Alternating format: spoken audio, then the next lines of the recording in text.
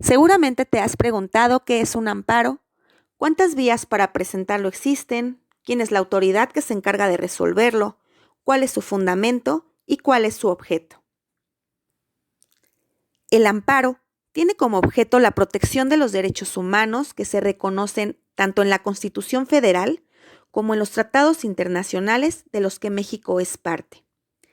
Esto es porque una vez que se incorpora un derecho humano a la Constitución o a un tratado, no se puede retroceder en los avances que se hayan dado para hacerlo valer, ni derogarlo o limitarlo con reforma subyacente.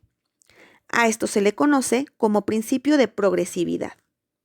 El amparo tiene su fundamento en los artículos 103 y 107 constitucional. Bienvenidos.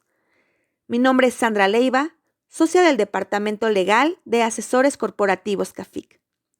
En esta cápsula informativa te voy a hablar de manera breve del amparo. El amparo es un medio de acción constitucional que tiene más de 150 años en nuestro sistema legal. Procede contra actos y omisiones de autoridad, contra normas generales como tratados, leyes generales, estatales, bandos municipales, normas oficiales, en fin, cuando se considere violado un derecho humano. Pero también procede contra actos de particulares en los siguientes supuestos. Primero, el particular debe de haber realizado funciones comprobables de autoridad. Los actos realizados por el particular deben de encontrarse dentro de una norma o de una ley. Y tercero, deben de afectar de forma legal a una persona. A raíz de la reforma en materia de derechos humanos en el año 2011, se amplió el catálogo de derechos y con ello se reconoce que por el simple hecho de ser persona, gozas de lo dispuesto por nuestra Carta Magna. El mecanismo para hacer valer los derechos reconocidos en la Constitución es el amparo, por cualquiera de sus dos vías, ya sea directa o indirecta. El amparo directo procede contra sentencias, laudos o resoluciones que pongan fin a un juicio. Y por exclusión, los demás actos legislativos, administrativos y jurisdiccionales se reclaman en amparo indirecto. Lo que quiere decir que procede contra actos en el juicio cuya ejecución configure un acto de imposible reparación, contra actos que emanen de tribunales judiciales, administrativos o del trabajo después de haber concluido el juicio, y que no hayan sido dictados en sentencia. En esencia, el amparo indirecto procede contra todo tipo de actos que causen un perjuicio antes o después de juicio.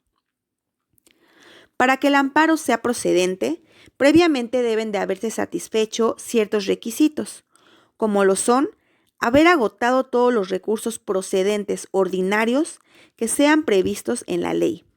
A esto se le conoce como principio de definitividad.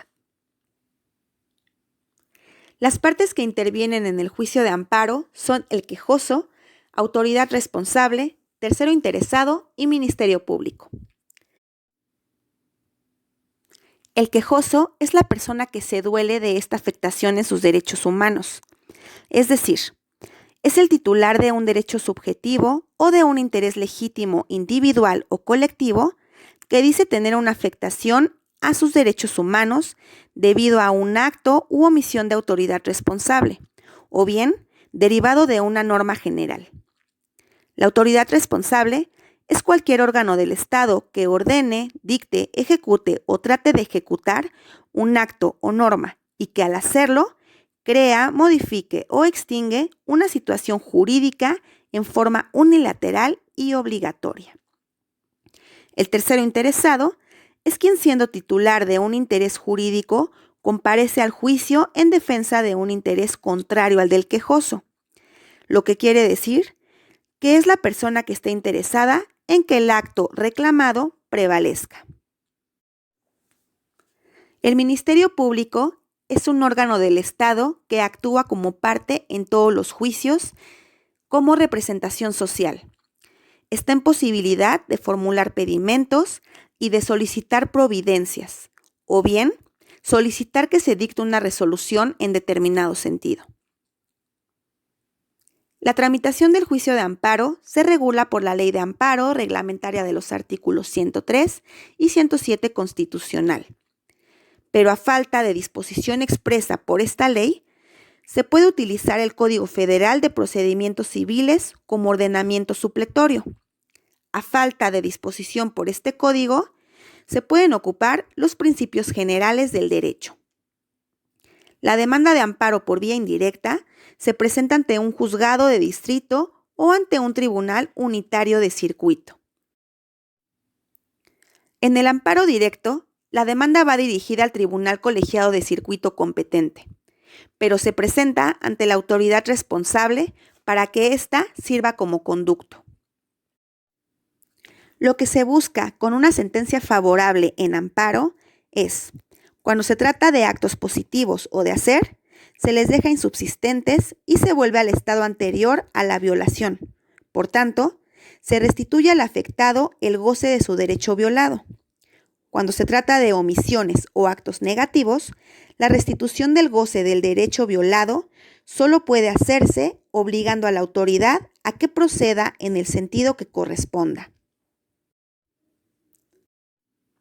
Como dato curioso, en el año de 1948, el concepto de amparo mexicano sirvió como modelo para la redacción del artículo 8 de la Declaración Universal de los Derechos Humanos.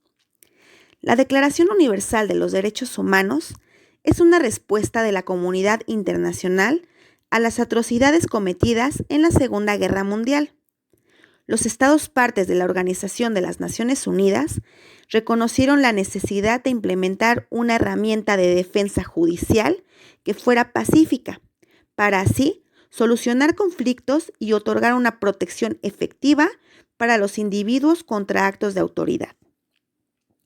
El artículo 8 de la Declaración Universal de los Derechos Humanos versa de la siguiente manera: toda persona tiene derecho a un recurso efectivo ante los tribunales nacionales competentes, que la ampare contra actos que violen sus derechos fundamentales reconocidos en la Constitución o por la ley.